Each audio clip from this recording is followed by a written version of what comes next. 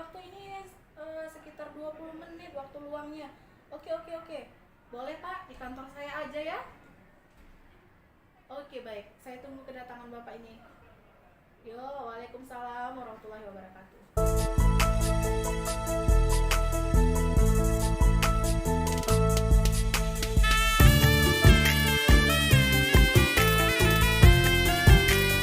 Bu Ren, selamat pagi Bu Ren. Selamat pagi Bu Bel. Silakan duduk Bu. Ya, baik, terima kasih Bu.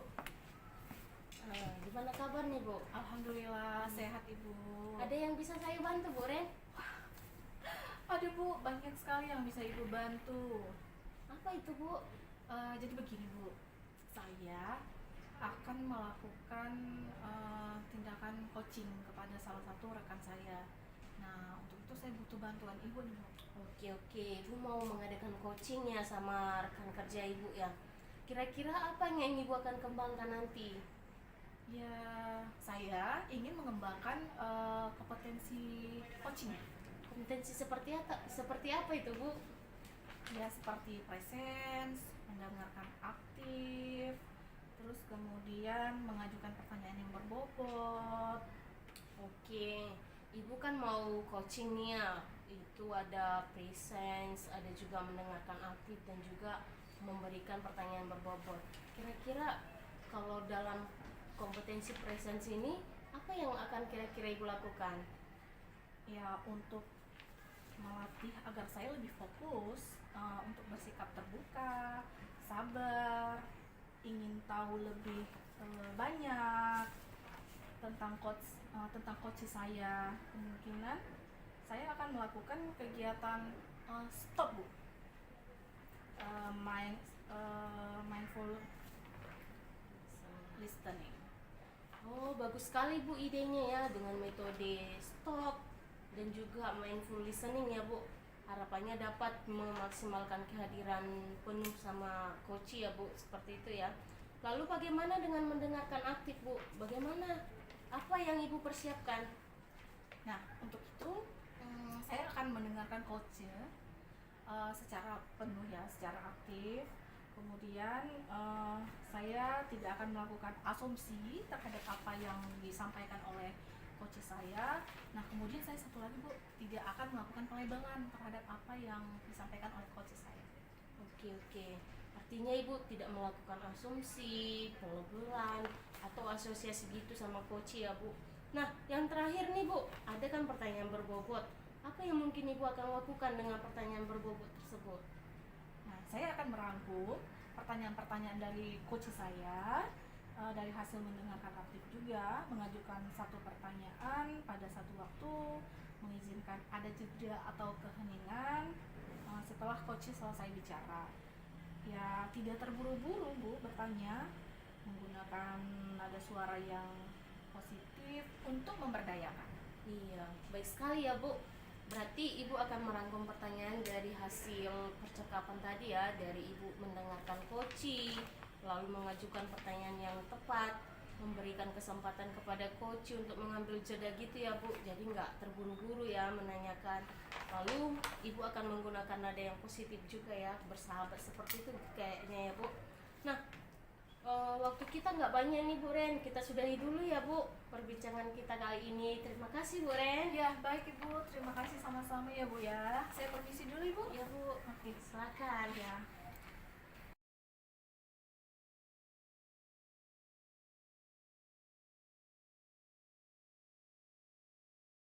Oke, ada apa ini Pak Pung yang ingin dibicarakan ya? Ya, jadi begini Bu Rena. Eh, Bu Rena punya waktu enggak? Ini kita ngomong nih sekitar berapa menit begitu. Oh iya, tentu saja Pak. Saya punya waktu luang hari ini untuk Bapak. Gini, saya ini kan lagi bimbang nih. Ya. Saya mendapatkan tawaran S2 di Turki, namun pada satu sisi saya masih kepikiran dengan tugas saya di sekolah saya ini. Jadi selaku kepala sekolah juga dan nantinya harus mengambil S2 di Turki. Oke, baik. Kalau boleh tahu nih Pak Kum ya, eh, inti dari permasalahan Bapak ini apa sih? Bisa nggak Bapak ceritain? Jauh. Baik, jadi begini, ini kan pada satu sisi saya mengambil dapat tawaran S2 di Turki, kemudian pada satu sisi saya harus juga sekolah saya ini tidak terbengkalai nantinya. Tentu hal ini menjadi dilema buat saya. Dan saya khawatir nanti semuanya akan terasa berat ini untuk kuliah ke Turki ini. Oke, baik. Ada kekhawatiran di sana ya Pak, dari yang Bapak ceritakan tadi. Ada kekhawatiran Bapak tentang bagaimana Bapak mengambil peluang ini ya untuk sekolah di Turki, melanjutkan S2 Bapak gitu ya. Nah, kalau saya boleh tahu nih Pak ya, apakah sekolah Bapak itu akan berjalan baik atau tidak, itu yang Bapak khawatirkan ya. Iya, Nah, iya. sekarang saya mau bertanya nih Pak, sebelumnya nih, yang ingin Bapak ambil kesempatan ini itu S1 atau S2 ya Pak? Oh, ya. Jadi memang tawarannya S2 ini ke Turki. Kemudian kan Oke, sekarang gini, coba ini Bapak temukan alasan yang paling penting menurut Bapak itu ya, kenapa Bapak harus mengambil tawaran ini? ya, jadi kan kesempatan ini nggak akan datang dua kali ini ceritanya Bu Ren. Jadi kan ini peluang yang sangat bagus untuk mengembangkan potensi Oke. di sana. Jika diurutkan ya dari presensi 1 sampai dengan 10 nih di skala 1 sampai 10.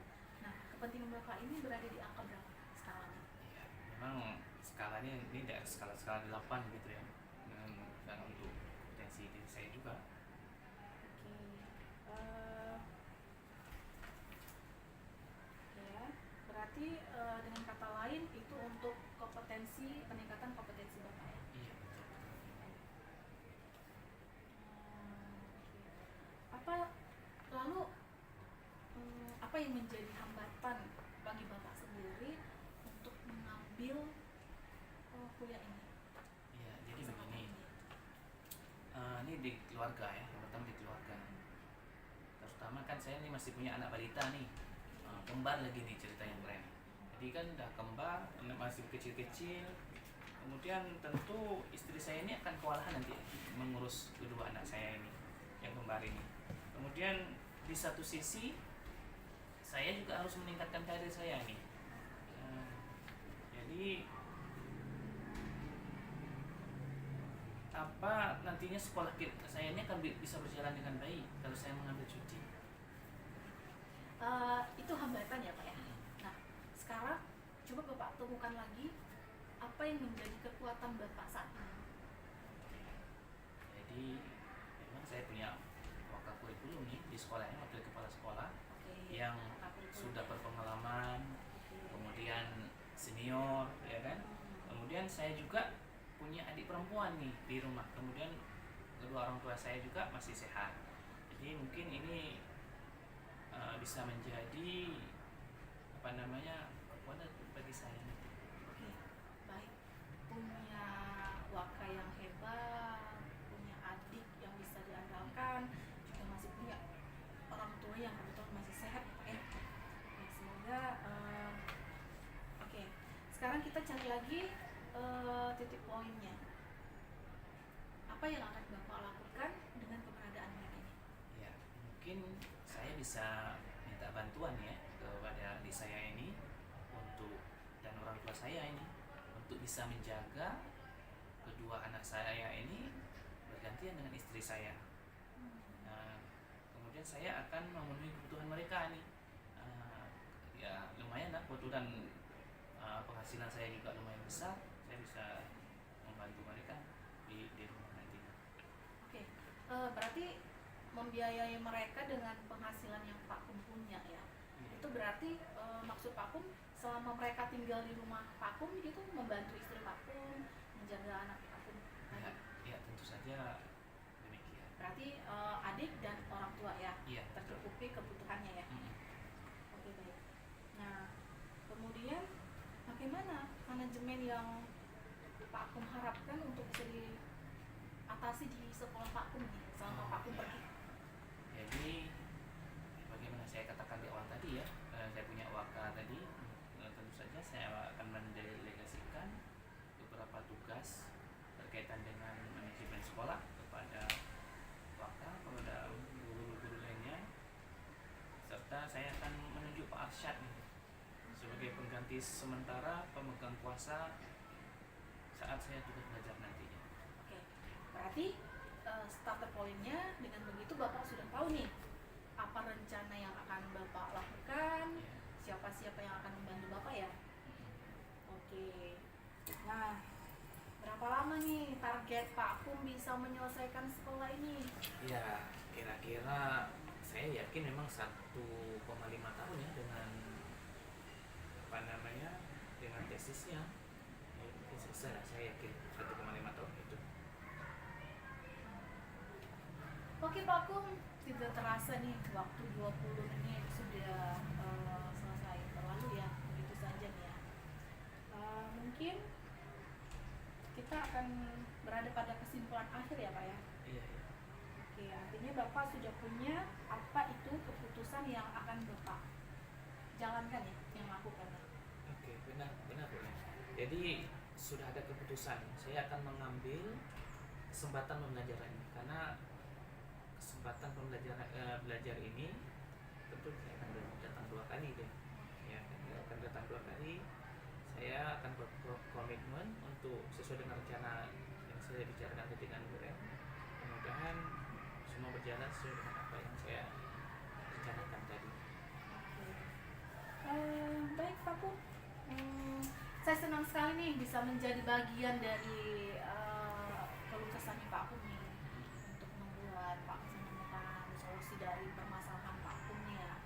Iya.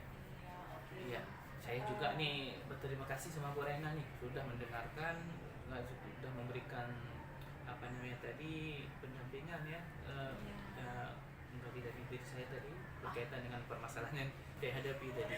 Saya cuma menuntut Pak Akum, cuma membuat Pak Akum itu menemukan solusinya dengan tanggung jawab, cermat dan ya terukur lah Pak Akum. Ya, terima kasih sekali Ya. lagi Bu Ren. Ya. Mudah-mudahan saya bisa menjalankan apa yang sesuai dengan rencana dan Oke, apa yang kita bicarakan sama-sama Pak tadi. Akum. Ya, Ya, terima kasih. sampai kita ketemu lagi ya Pak Akum. Iya, baik. Oke, Terima kasih mohon banyak maaf Bu nih Ren. Pak Akum waktunya Iya. sudah selesai. Assalamualaikum Bu Ren. Waalaikumsalam.